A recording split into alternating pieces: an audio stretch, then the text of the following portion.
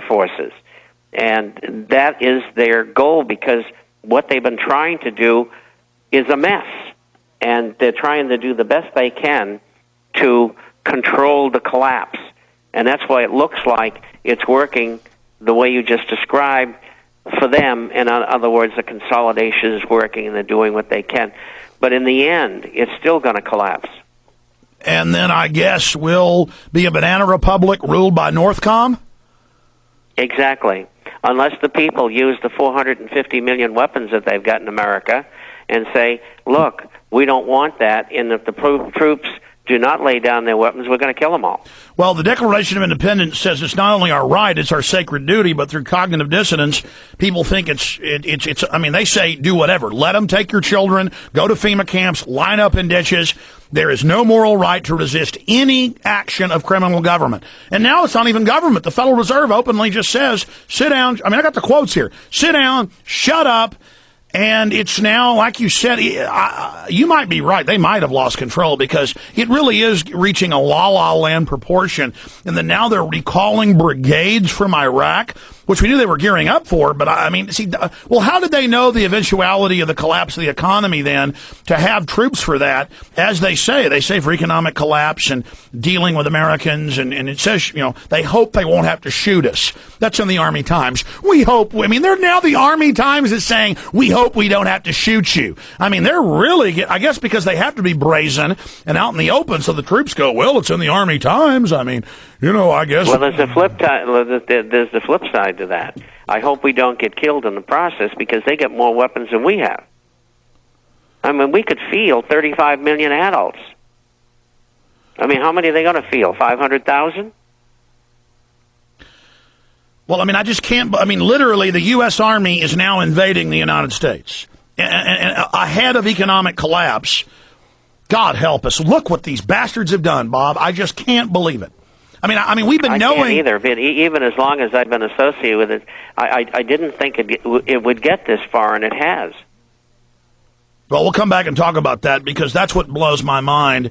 Is that you know, even if you consciously, intellectually, coldly analyze the facts, and then this answer pops out of total tyranny, martial law, they state that. It's not our opinion. It's not even our analysis. They just say it to see it unfolding, to see them doing it, to understand that they're just going for broke, and they got a bunch of roid-head idiots that are going to follow them right to hell. And I just can't believe it. God help us. Okay, Bob, here we go. I want you to speak about that. Here we go. Today.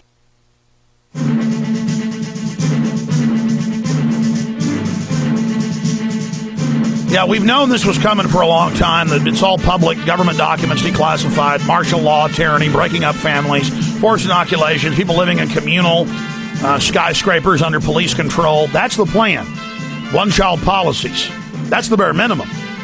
And they wanted to have economic implosion. But Bob is saying, and many other analysts say, it got out of control. The pyramid Ponzi thing they built and the crooks they hired to run it, the kind of mid-level managers even got out of control. And so now the whole thing is in jeopardy, which is even more dangerous in a way. But it shows they're not invincible. And maybe you're right, Bob, but regardless, we know what the final outcome is. Northcom coming out and announcing they're going to field troops against the American people for insurrection. Ahead of it, they know what they're doing is so bad, people are going to resist. Just God help us, you traitors. Bob, what do you say to the military? What do you say to the police? What do you say to everybody about this? It's not like we just started this week saying this. We've been saying this for decades, and now it's all happening. Well, I think as far as the police are concerned, I think they have to be informed that they really don't want to be on the other side, because they don't stand a chance. And even if they moved 500,000 troops out of Iraq, which they don't have there, or from other places in the world into the United States, they wouldn't stand a chance. I mean, you can easily arm, which are the people have already got the weapons, 45 million male adults in America. I mean, sure, the kill ratio might be great, but the other guys can't win. So the military has got to think about all being exterminated, but just by numbers. I mean, even with a 20-to-1 kill ratio, they still can't win. And a lot of these people who have weapons in America are veterans. I'm one of them. You know, I'm a crack shot. I can make kills at 1,000 yards. Well, let's boil it down. Let's say 1% of 100 million gun owners. We know it's higher than that, but 100 million, because when pollers call people, a lot of folks won't say they have a gun because they're smart. If 1% of a million fight back, that's 1 million combatants. And I don't even want this, folks. I mean, they're saying they're going to use Mexican and Canadian troops. It was public a decade ago, but they signed the deal last year in Canada. In January of 2008, 9 months ago. And Congress, a few congressmen said, well, you're not authorized by Congress. And I mean, used to they had to commission an officer, folks. Congress used to be in control. So the president couldn't be a dictator. And they just said, you know what? We'll use Canadian and Mexican troops for insurrection in the U.S. during any emergency, including economic, and that's it. Shut up. And now Paulson tells Congress, shut up.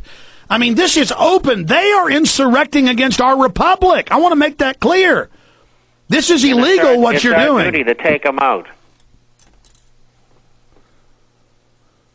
Bob, you never used to talk like this. And, I mean, as a veteran, as somebody who fought against the Russians in intelligence operations, what do you think the other people in government are saying? Or are they just total ne'er-do-wells? Well, I think they're as terrified as we are. We wouldn't be talking this way if we weren't really terrified about the ramifications of this.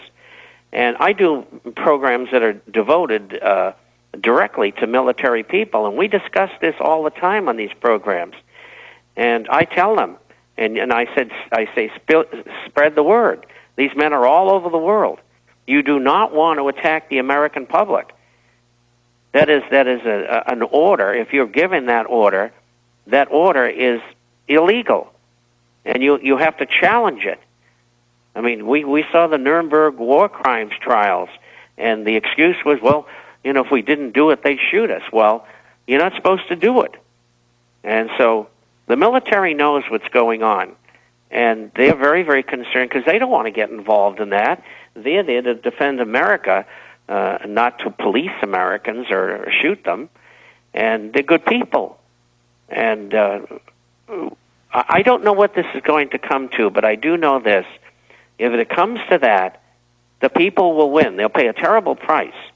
Well, I'll tell you what's going to happen, Bob. And government will be wiped out. Yeah, I want you to get more into what this will come to in a moment, and then back into gold in the final segment coming up. But right now, the problem is they will have provocateurs who they allow to escape attack military groups on video to then demonize anyone resisting the troops.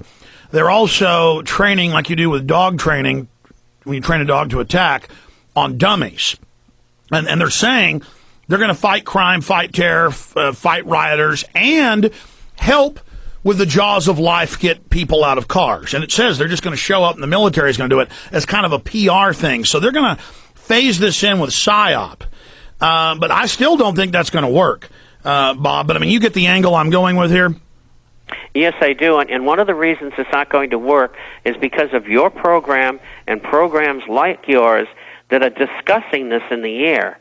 Both sides of the situation, why we don't want it to happen, but why it probably or might happen, and what to do under those circumstances. This is what democracy is about. You're not going to get it, of course, on the major media, but by the fact that we're discussing this is extraordinarily important. Well, the government and the criminals running it are not invincible, and these mercenaries are going to turn and run. And yes, folks, it's a serious probability this is going to happen. We're going to skip this segment, too. Okay, Bob, I'm going to keep you till about 40 after. Right now, continue getting into what I interrupted there with what you're saying, you know, how this will unfold if it does go into a shooting war, some of the different scenarios. Well, it's been a long time since I was in the military. But, you'll have a false flag sort of thing. And like you said, they will perform attacks on troops and things like that. But I think perhaps because there's so much going on, I think we got to slide back into the economy.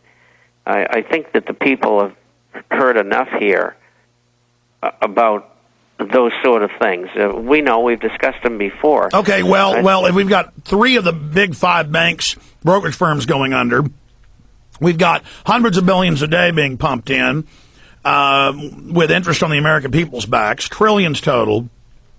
We have all of this stuff unfolding. Then let's talk about it.